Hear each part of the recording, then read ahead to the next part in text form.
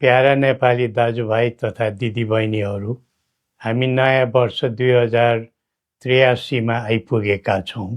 नव वर्ष आरम्भको यो परिवर्तनको पुनित अवसरमा देशभित्र र संसारका विभिन्न भूभागमा रहे बसेका सबै नेपालीहरूलाई सुख र शान्तिको मङ्गलमय शुभकामना। समयको प्रवाहसँगै हामीले हाम्रो देश र हाम्रो समाजलाई प्रगति पथमा अघि बढाउँदै जानु पर्दछ। विगतका कमी कमजोरी र त्रुटिलाई सच्याउँदै र बाधा व्यवधानलाई पन्छाउँदै हामी हाम्रो उच्चतम गन्तव्यतर्फ लम्किनु पर्दछ। तब नै नयाँ वर्षको नवगत समयको अर्थ रहन्छ। बितेका कतिपय वर्ष वाञ्छित विकासका दृष्टिले नेपाल झन तल झर्दै गयो भन्ने नेपालीहरूको आम मनोभावना रह्यो। राजनीति, राज्य पद्धति र शासन प्रशासनको प्रणालीमा त हामीले निकै हेरफेर हेर्यौं, तर त्यो कोरा परिवर्तन मात्र भयो। दलदलको खलबलमा त हामी धेरै दगुर्यौं, तर राष्ट्रको श्रीवृद्धिमा हामी निकै पछाडि पर्यौं।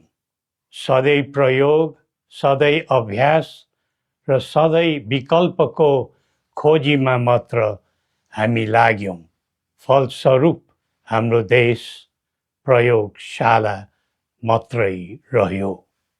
स्थिरता, निरन्तरता र दृढता कता कता हराएर गयो। विधि, पद्धति, व्यक्ति बदलेर मात्र समग्र स्थिति बन्ने रहेनछ भन्ने कुराको पाठ हामीलाई विगतले सिकाएको छ। राजनीति र राज्य सञ्चालनको गतिविधिमा युवा पिँढीको संलग्नता बढ्दै जानु उत्साहको विषय हो।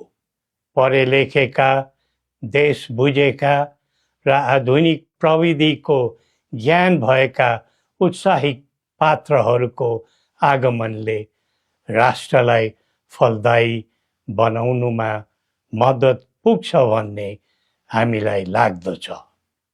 आज हाम्रो देश चौतर्फी समस्याको चाङमा छ। यो बेला नेपाली जनताको आशा अभिलाषा पनि उत्तिकै छन्। यो स्थितिमा हाम्रो आर्थिक अवस्थालाई कसरी उकास्ने, छिमेकीहरू र बाह्य मित्र शक्तिहरूको सहयोग सद्भाव कसरी बढाउँदै जाने भन्नेमा हाम्रो ध्यान केन्द्रित हुनुपर्ने देखिन्छ। आन्तरिक सुरक्षा प्रणालीको दृष्टिले मुलुक अत्यन्तै नाजुक अवस्थामा परेको छ। नयाँ वर्षमा जीवधनको सुरक्षा, अत्यावश्यक वस्तु र स्रोत साधनको संरक्षण एवं जीवन जिउने मानवीय सुरक्षाको हक अधिकारको प्रत्याभूति दिनु सुरक्षाका अङ्ग। हाम्रा सेवा सुविधाका क्षेत्र, प्रकृति र मौसमी कारणमा हुने पीडा प्रकोप विषयमा हाम्रो आन्तरिक सुरक्षालाई चुस्त दुरुस्त बनाउनु आवश्यक देखिन्छ। आजको विषम र अशान्त विश्वमा हामीले हामीलाई जोगाउने, हाम्रो उत्पादित आयातित वस्तुको जोगाड गर्ने र कुनै प्रकारको व्यवधान पर्न नदिने तर्फ राज्यको गहिरो ध्यान पुग्नुपर्ने देखिन्छ।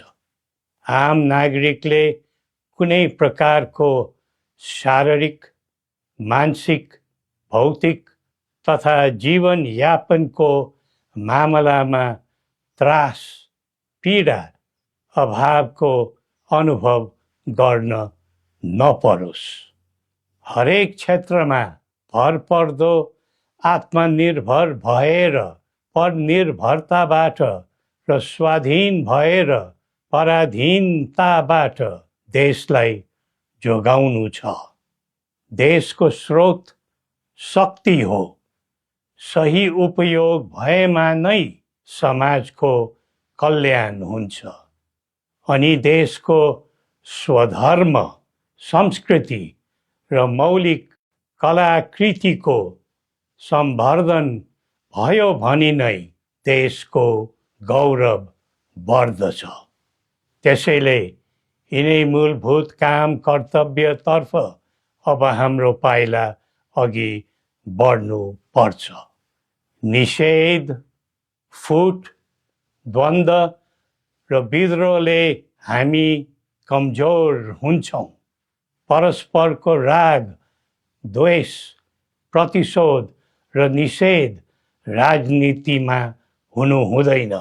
जनचाहना समेतलाई मनन गरी देशलाई केन्द्रमा राखेर कदम बढाउनु विलम्ब नगरौँ। संवाद, सहमति र सहकार्यका माध्यमबाट सबै पक्षको मागलाई सम्बोधन हुने गरी संवैधानिक समाधान खोज्न दृढ सङ्कल्पित बनौँ। नेपाल शान्तिको भूमि बनोस्, उन्नतिको मुलुक बनोस् अनि आफ्नै मौलिक, सनातन र पहिचानबाट परिचालित एवं प्रतिष्ठित बनोस्। सबै नेपालीले न्याय, शान्ति र सुख पाउन्, यही हाम्रो सदिच्छा हो। श्री पशुपतिनाथले हामी सबैको कल्याण गरून्। जय नेपाल।